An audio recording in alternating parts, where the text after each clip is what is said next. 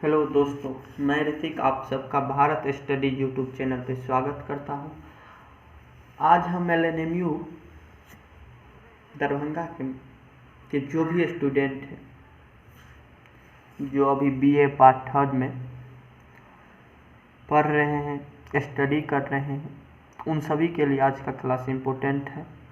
Political science honours paper number 5। आज हम इसके ऑब्जेक्टिव क्वेश्चन करने वाले हैं। तो आइए हम ऑब्जेक्टिव क्वेश्चन की शुरुआत करते हैं।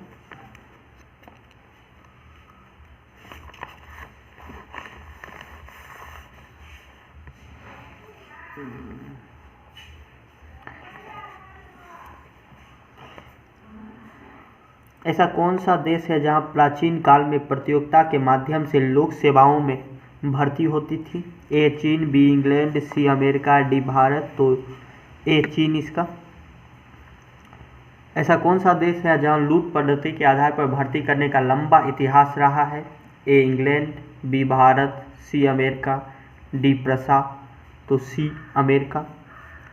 आधुनिक समय में समुचित भर्ती प्रणाली प्रारंभ करने का श्रेय किस देश को दिया जाता है?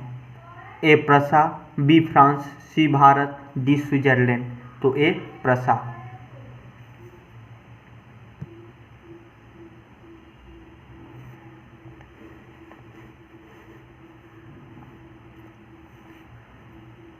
लोक सेवा के लिए आवश्यक सामान्य अर्हता है? ए नागरिकता, बी अनुभव, सी शिक्षा, डी प्राविधिक ज्ञान। तो इसका ए नागरिकता हो जाएगा। Question number 5।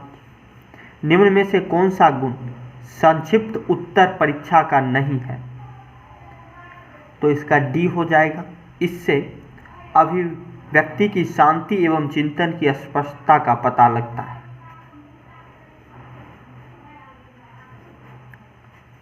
इसे हम थोड़ा और जूम कर लेते हैं।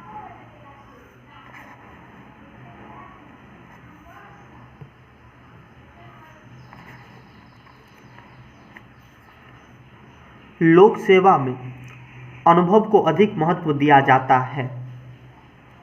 तो कहाँ पे? ए इंग्लैंड, बी अमेरिका, सी भारत और डी उपयुक्त सभी देशों में। तो अमेरिका में लोक सेवा में अनुभव को अधिक महत्व दिया जाता है। जैसा कि हम सब जानते हैं कि पॉलिटिकल साइंस पेपर 5 जो ऑनर्स है, इसमें आपको 10 क्वेश्चन एग्जाम में आता है। एक क्वेश्चन 2 नंबर का होता है। तो आइए हम नेक्स्ट बढ़ते हैं। प्रशिक्षण का मुख्य उद्देश्य है? ए दक्षता, बी योग्यता, सी विश्वास, डी निष्ठा। तो दक्षता जो है वो प्रशिक्षण का मुख्य उद्देश्य है। तो ए इसका सही आंसर हो जाएगा। Next question. निम्न में से कौन सा कथन सही है? तो प्रशिक्षण से सामान्य कर्मचारी कुशल कर्मचारी बन जाता है। बी इसका राइट आंसर है। नेक्स्ट। निम्न में से कौन सी प्रशिक्षण की विधि नहीं है?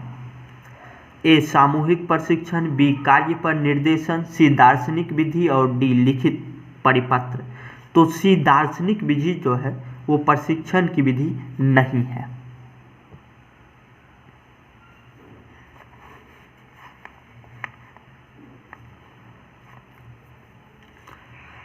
प्रशिक्षक कौन होना चाहिए? ए अनुभवी प्रशासक, बी अनुभवी प्रशासक एवं विश्वविद्यालय के प्रोफेसर, सी विश्वविद्यालय के प्रोफेसर, डी मंत्रिमंडल सचिव। तो इसका बी हो जाएगा, अनुभवी प्रशासक एवं विश्वविद्यालय के प्रोफेसर। नेक्स्ट। स्कूल, कॉलेज और विश्वविद्यालयों में से शिक्षण के साथ साथ प्रशिक्षण प्राप्त होता है जिसे कहते हैं? तो प्रवेश पूर्व प्रशिक्षण इसे कहा जाता है। नेक्स्ट। पदोन्नति से तात्पर्य है? तो पदोन्नति से तात्पर्य होता है निम्न श्रेणी से उच्च श्रेणी के पद पर उन्नत होना। तो इसका बी राइट आंसर हो जाएगा। अब तक हम कुल 13 क्वेश्चन का देख चुके हैं। अब हम क्वेश्चन नंबर 14 की ओर बढ़ते हैं।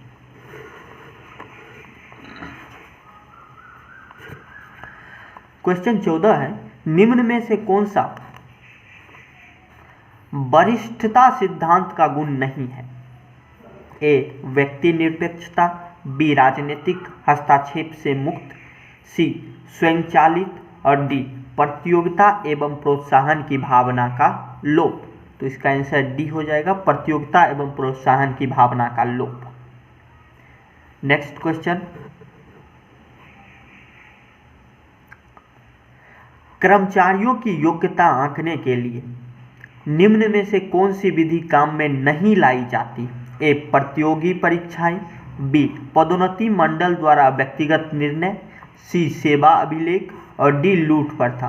तो ए, बी और सी जो है ये कर्मचारियों की योग्यता आंकने के लिए विधि है, तो बचा डी, डी इसका विधि नहीं है, लूट प्रथा। नेक्स्ट, कर्मचारियों की कार्य कुशलता मापने के लिए किन विद्वान द्वारा प्रस्तुत रैंडिंग स्केल प्रसिद्ध है? तो जे.बी. प्रोक्ट के द्वारा जो रैंडिंग स्केल दिया गया था, जे.बी. प्रोक्ट।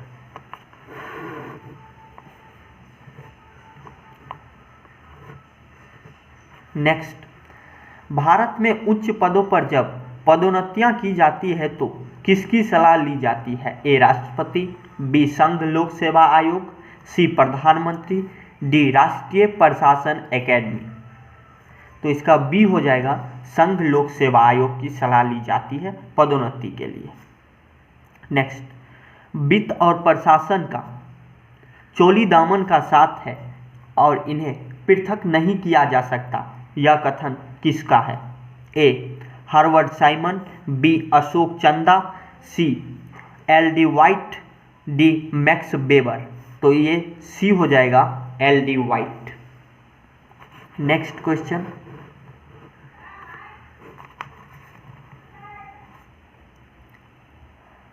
प्रत्येक प्रशासनात्मक कार्य के वित्तीय पहलू होते हैं और इन्हें प्रशासन से वैसे ही अलग नहीं किया जा सकता जैसे मनुष्य से उसकी छाया को पृथक करना संभव नहीं है।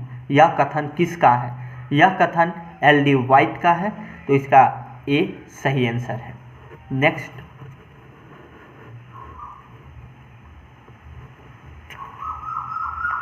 वित्त लोक प्रशासन को संचालित करने वाली शक्ति है, यह कथन किसका है? तो यह कथन ग्लेडन का है, इसका बी राइट आंसर है, तो ग्लेडन हो जाएगा।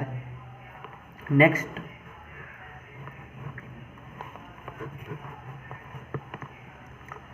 कुशल प्रशासन की समस्या के अंतर्निहित विविध तत्वों में वित्तीय प्रशासन से अधिक महत्वपूर्ण कोई दूसरा नहीं है, यह कथन किसका है? तो बिलोबी का यह कथन है, इसका राइट आंसर डी हो जाएगा, बिलोबी।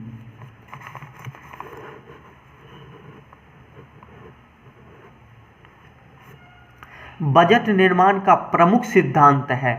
ए वार्षिकता का सिद्धांत, बी लोचशीलता, सी परिशुद्धता और डी उपयुक्त तीनों। तो उपयुक्त तीनों जो है वो बजट निर्माण का प्रमुख सिद्धांत माना जाता है।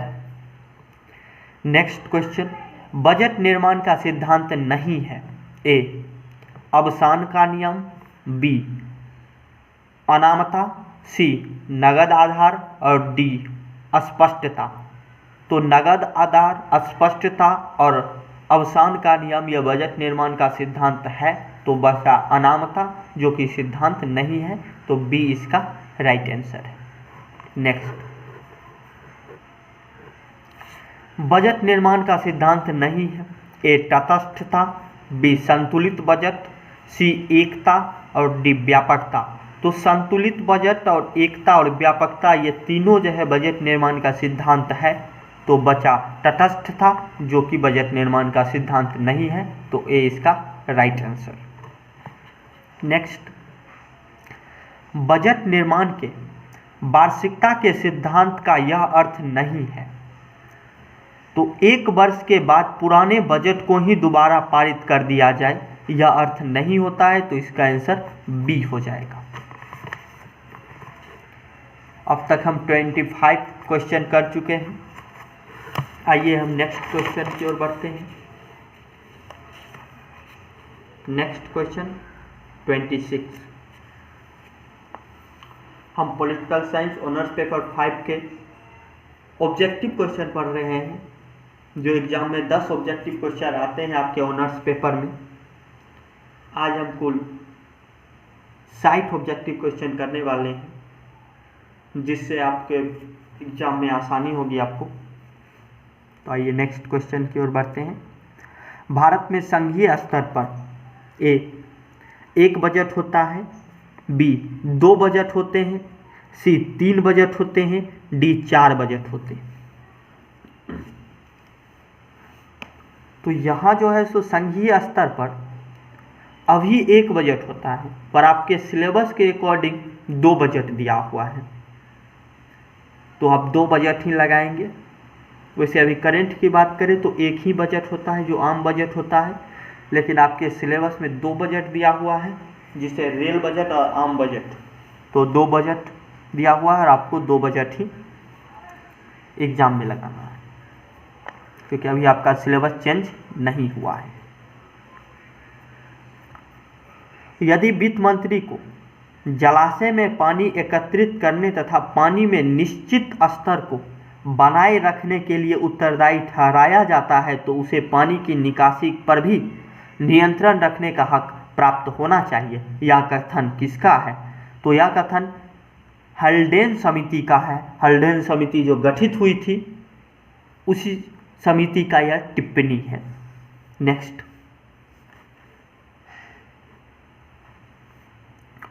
विनियोग विधेयक का लक्षण नहीं है। यह विधेयक सदन द्वारा स्वीकृत मांगों को कानूनी रूप देता है। बी, इसे पारित करते समय मांगों पर कोई वाद विवाद नहीं होता, केवल प्रशासकीय नीति के बारे में बहस होती है। सी, यह विधेयक व्ययों को करने हेतु भारत की संचित निधि से धन निकालने को प्राधिकार देता है। और डी, इनमें नए कर अथवा वर्तमान करों की दरों में संशोधन प्रस्ताव होते हैं। तो यह डी हो जाएगा, ये इसका लक्षण नहीं है। बाकी ए बी सी इसी का लक्षण है। नेक्स्ट,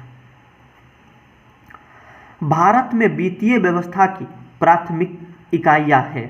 ए, वित्त मंत्रालय, बी, जिला कोषागार, सी, नियंत्रण एवं महालेखा परीक्षक और डी, जिला कलेक्टर। तो भारत में वित्तीय व्यवस्था की प्राथमिक इकाई जो है वो है जिला कोषागार। तो बी इसका सही आंसर है।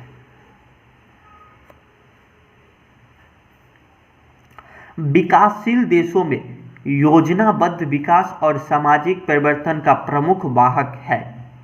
ए, कार्यपालिका, बी, लोक प्रशासन, सी, राजनीतिक दल, डी, नेतृत्व। तो इसका लोक प्रशासन हो जाएगा विकासशील देशों में। अब तक हम 30 क्वेश्चन कर चुके हैं, 30 क्वेश्चन अभी करना हमें बाकी है। नेक्स्ट, व्यापक संदर्भ में प्रशासन के ध्येय स्वयं राज्य के अंतिम उद्देश्य ही है। यह विचार किसका है? यह विचार एल.डी. वाइट का है। तो ए इसका राइट आंसर हो जाएगा। नेक्स्ट, राजनीतिक प्रशासन द्वैत भाव का समर्थक करने वाला विद्वान कौन है? तो वुडरो विल्सन इसके समर्थक थे। तो बी इसका राइट आंसर हो जाएगा। नेक्स्ट, प्रशासन राजनीति के विषय क्षेत्र के बाहर है। प्रशासकीय समस्याएं राजनीतिक समस्याएं नहीं होती। यह विचार निम्नलिखित में से किसका है? तो यह विचार वुडरो विल्सन का है। सी इसका राइट आंसर हो जाएगा। नेक्स्ट,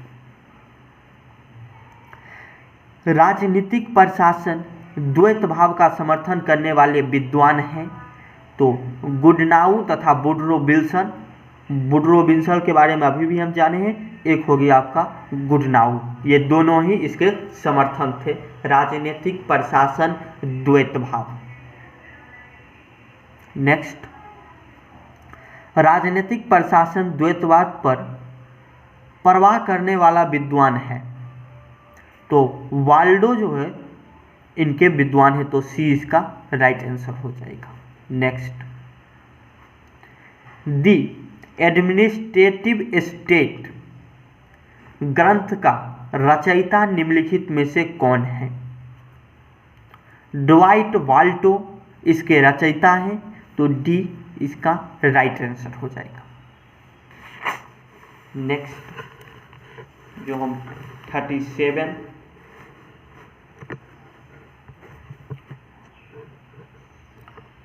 नीति का निर्माण ही लोक प्रशासन है, यह विचार किसका है? तो पॉल एच एपिलबी, क्या यह विचार है? नेक्स्ट, राजनीतिज्ञों और प्रशासकों के बीच अंतर दर्शाने वाला कौन सा जोड़ा सही नहीं है? तो ए अविशेषज्ञ और विशेषज्ञ, बी अस्थाई अस्थाई, सी नीति निर्धारण नीति क्रियान्वयन, डी निर्णय लेना परामर्श देना। तो इसका बी हो जाएगा अस्थाई अस्थाई। किस विद्वान को भारत में लोक प्रशासन विषय के पितामह होने का गौरव प्राप्त है? तो महादेव प्रसाद शर्मा को लोक प्रशासन विषय के पितामह होने का गौरव प्राप्त है, तो महादेव प्रसाद शर्मा। नेक्स्ट, प्रशासन एक नैतिक कार्य है और प्रशासक एक नैतिक अभिकर्ता, यह कथन किसका है? तो यह कथन ऑर्डवे डीट का है, तो डी इसका राइट आंसर हो जाएगा। Next, conference on theory and practice of public administration 1977 की अध्यक्षता किसने की? इवाइट वाल्टो ने इसकी अध्यक्षता की थी, तो इसका आंसर हो जाएगा डी। अमेरिकी लोक प्रशासन के पिता के रूप में जाना जाता है, तो फ्रैंक जे गुडनाउ को अमेरिकी लोक प्रशासन के पिता के रूप में जाना जाता है। ए इसका राइट आंसर हो जाएगा, फ्रैंक जे गुडनाउ। नेक्स्ट, एक सामान्य मान्यता के अनुसार लोक प्रशासन विषय का प्रारंभ ए 1787 में हुआ, बी 1887 में हुआ, सी 1987 में हुआ और डी 1687 में हुआ। तो 1887 में हुआ था, इसका बी राइट आंसर है, 1887। संविधान को चलाना संविधान के बनाने में कहीं कठिन है, यह कथन किसका है? तो यह कथन वुडरो विल्सन का है। उन्हीं का कहना था संविधान को चलाना संविधान के बनाने में कहीं कठिन है। नेक्स्ट, भारत में लोक प्रशासन संस्थानों के पाठ्यक्रमों पर किस देश के परिवेश का अत्यधिक प्रभाव है? तो अमेरिका के परिवेश का अत्यधिक प्रभाव है, तो इसका डी आंसर हो जाएगा। नेक्स्ट, लोक प्रशासन के अध्ययन का एक आधुनिक उपागम है, तो व्यवस्था विश्लेषण उपागम या एक आधुनिक उपागम है, तो ए इसका राइट आंसर हो जाएगा। नेक्स्ट, व्यवहारवादी प्रशासन वैज्ञानिक में उल्लेखनीय नाम है, तो इसका डी उपयुक्त तीनों मैकग्रेगर, काइडेन और रिकर्ट तीनों ही व्यवहारवादी प्रशासन वैज्ञानिक के उल्लेखनीय नाम है। नेक्स्ट,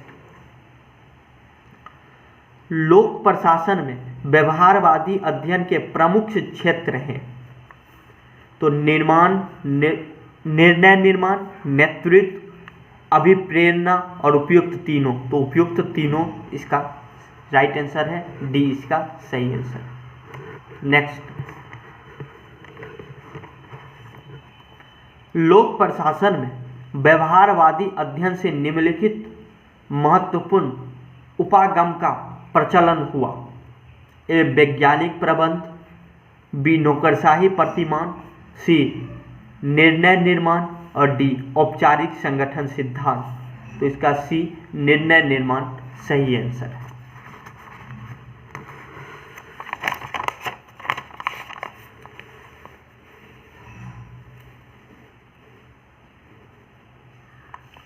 अब हम 50 नंबर क्वेश्चन की ओर बढ़ रहे हैं। सामाजिक मनोवैज्ञानिक उपागम निम्न से संबंधित है। ए व्यवहारवाद, बी वैज्ञानिक प्रबंध, सी नौकरशाही प्रतिमान और डी उपयुक्त तीनों। तो इसका हो जाएगा व्यवहारवाद। सामाजिक मनोवैज्ञानिक उपागम व्यवहारवाद से संबंधित है। नेक्स्ट, संगठन तथा मानव के बीच संबंधों को समझने का एक साधन है। ए वैज्ञानिक प्रबंध, बी नौकरशाही प्रतिमान, सी सामाजिक मनोवैज्ञानिक उपागम और डी उपयुक्त में से कोई नहीं। तो इसका सी हो जाएगा सामाजिक मनोवैज्ञानिक उपागम। नेक्स्ट, व्यवहारवाद के उदय का प्रमुख कारण है। ए शास्त्रीय विचारधारा के प्रति असंतोष, बी वैज्ञानिक प्रबंध के लाभ, सी उत्तर व्यवहारवाद, डी नौकरशाही प्रतिमान के गुण। तो इसका ए हो जाएगा शास्त्रीय विचारधारा के प्रति असंतोष। नेक्स्ट, व्यवहारवादी उपागम का सबसे प्रमुख दोष है। ए तकनीक या पद्धति पर अधिक बल, बी अंतः अनुशासनात्मक अध्ययन पर बल, सी व्यक्ति को अध्ययन की इकाई मानना, डी सूक्ष्म अध्ययनों का सूत्रपात। तो इसका ए हो जाएगा तकनीक व पद्धति पर अधिक बल। नेक्स्ट, नवीन लोक प्रशासन का मुख्य जोड़ है। ए पद सोपनीय धारणा तर्क संगत नहीं है, बी लोक प्रशासन को राजनीतिक विज्ञान से पृथक अनुशासन माना जाता है, सी भावी प्रशासकों को व्यावसायिक प्रशिक्षण संस्थानों में प्रशिक्षित किया जाना चाहिए, डी उपयुक्त तीनों। तो इसका उपयुक्त तीनों हो जाएगा। नेक्स्ट, नवीन लोक प्रशासन की प्रमुख प्रवृत्ति है। ए समता के प्रति उन्मुखता, बी लोकतांत्रिक उन्मुखता, सी जन भागीदारी, डी उपर्युक्त तीनों। तो इसका डी उपर्युक्त तीनों हो जाएगा। नवीन लोक प्रशासन की दृष्टि से महत्वपूर्ण सम्मेलन था। ए फिलाडेल्फिया सम्मेलन, बी पेरिस सम्मेलन, सी वाशिंगटन सम्मेलन, डी वांडुंग सम्मेलन। तो इसका ए हो जाएगा फिलाडेल्फिया सम्मेलन। ए राइट आंसर। नेक्स्ट, नवीन लोक प्रशासन का अत्यधिक जोर है। ए कार्यकुशलता, बी उत्तरदायित्व, सी मूल्य निरपेक्षता, डी सामाजिक समता। तो इसका हो जाएगा डी सामाजिक समता। नेक्स्ट, कौन सा उदारीकरण का प्रभाव नहीं है। ए निजीकरण, बी कल्याणकारी राज, सी कोटा परमिट लाइसेंस राज का अंत, डी संविदा पर कार्य करना। तो इसका बी हो जाएगा कल्याणकारी राज उदारीकरण का प्रभाव नहीं है। तो इसका आंसर बी। नेक्स्ट, राज्य एवं सरकार की भूमिका सिकुड़ने का कारण है। ए वैश्वीकरण, बी लोक कल्याणकारी राज, सी समाजवादी राज, डी सार्वजनिक क्षेत्र का विकास। तो इसका ए वैश्वीकरण हो जाए। नेक्स्ट, कौन सा वैश्वीकरण उदारीकरण से संबंधित नहीं है। एल लोक चयन विचारधारा, बी नवीन लोक प्रबंधन प्रतिमान, सी बाजार मैत्री व्यवस्था, डी आर्थिक नियोजन। तो इसका हो जाएगा डी आर्थिक नियोजन। Right answer D. इस तरह से हम 16 क्वेश्चन यानी कि 60 क्वेश्चन कर चुके हैं जो हमारे एग्जाम के लिए अति महत्वपूर्ण है। इसी 60 क्वेश्चन से हमारे एग्जाम में 10 क्वेश्चन आएंगे। तो आप इन क्वेश्चनों को अच्छे तरह से रिवाइज कीजिए, एक बार नहीं 2 बार रिवाइज कीजिए। वीडियो पसंद आया हो तो लाइक कीजिए, शेयर कीजिए और चैनल को निश्चित रूप से सब्सक्राइब कर दीजिए। तो तैयारी करते रहिए। Take care, good bye.